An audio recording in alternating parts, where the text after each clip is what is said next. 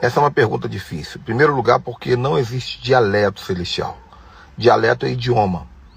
Idioma você tem nos dicionários, né? Que tem regras gramaticais, ortografias. A língua espiritual não é um dialeto, ela é um mistério. Segundo lugar, imitar é perigoso porque você pode não ouvir a voz de Deus. Você simplesmente está ouvindo a voz do irmão e querendo replicar a voz do irmão. Agora, eu confesso que muitas vezes você precisa ter fé para abrir a boca e falar.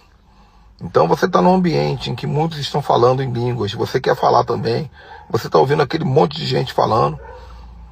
Talvez não seja pecado você pegar 3 ou 4 daquelas palavras e usar como gatilho para abrir a boca. E logo depois o Espírito Santo vai te dar coragem para continuar falando palavras que virão diretamente dele.